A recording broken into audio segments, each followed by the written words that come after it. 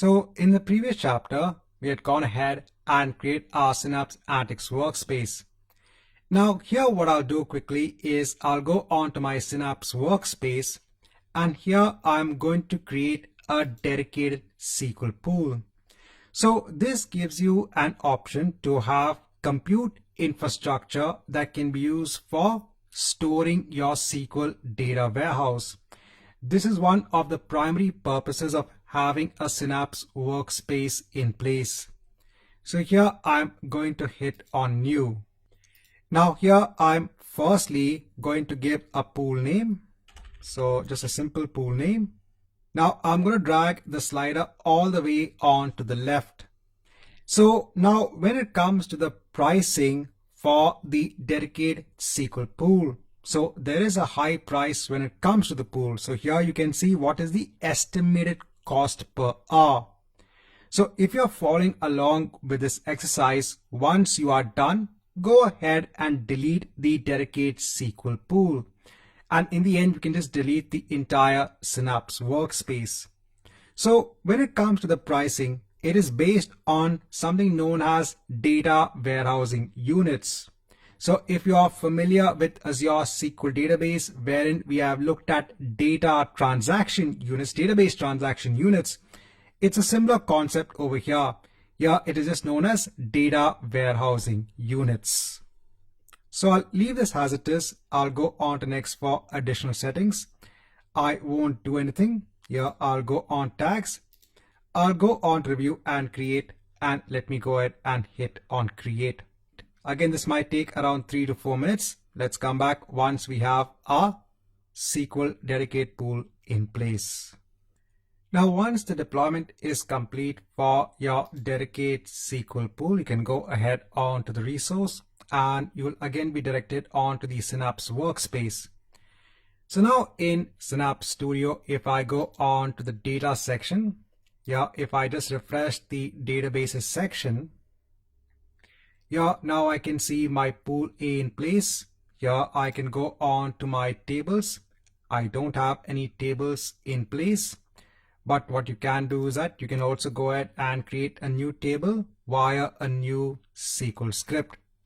But what we are going to do is we are going to use the integrate section to now transfer data based on our log.csv file, which we have in our Azure Data Lake Gen 2 storage account. So I'll go on to the integrate section. So here you can actually create pipelines that can transfer your data or even perform transformation. These pipelines are actually based on another service that is known as Azure Data Factory.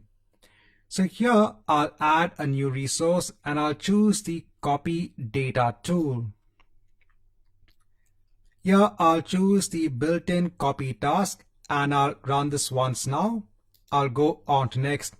So using this copy data tool in the integration section, you are actually building a pipeline. This pipeline is going to copy data from the source onto the destination. And in order to configure this pipeline, you are going to finish all of these activities on the left-hand side, all of the properties. Now, the first thing that we need to do is to specify a connection onto our source. Now, my source is going to be our Data Lake Gen 2 storage account, right? So that's the account we created earlier on. So here I'm going to hit on new connection. Now you can pull out data from a variety of data sources. It's not necessary that the sources need to be on the Azure platform.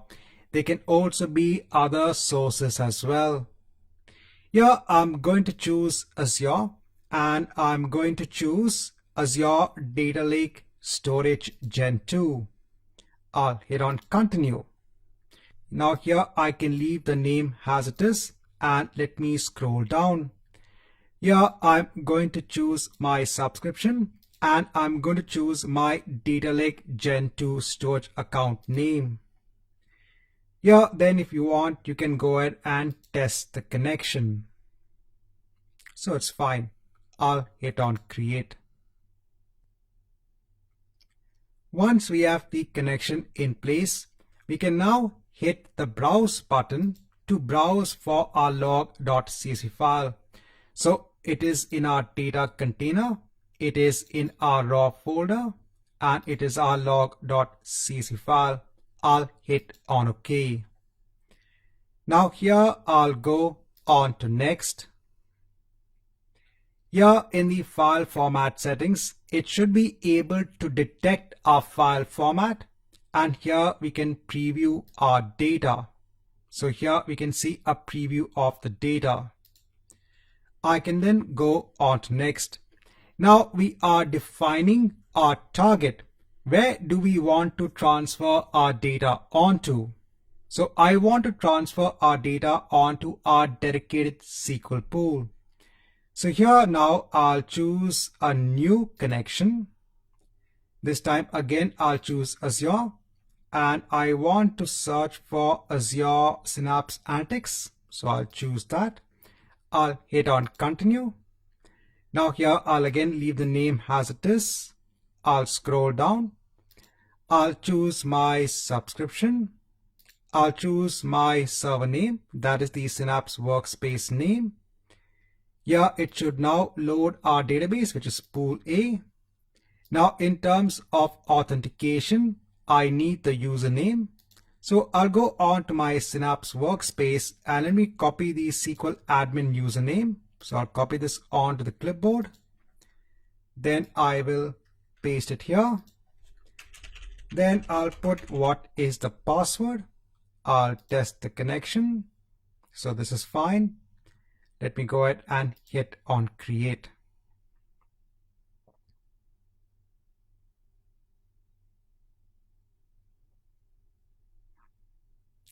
So this is also done. Now here it is going to automatically create a table. So here we can give what should be the schema, and here we can give the name of the table that we want to create. So I'll create a table known as log data. So this entire pipeline is also going to create the table for you. I'll go on to next, and here you can actually specify what is the column mapping. So here you have all of the columns in your source, and you have all of the columns that are being mapped onto your destination. I'll go on to next. Now here you can give a name for your task.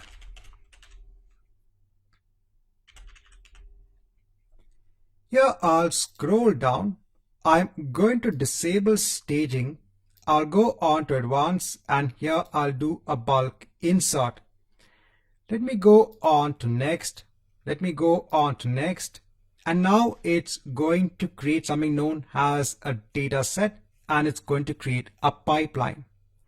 The pipeline is going to copy data from our log.csv file onto the table in our dedicated SQL pool. Here I can hit on finish. Then I can go on to the monitor section, wherein here we can see our pipeline runs, and here we can see our pipeline. So it's currently in progress.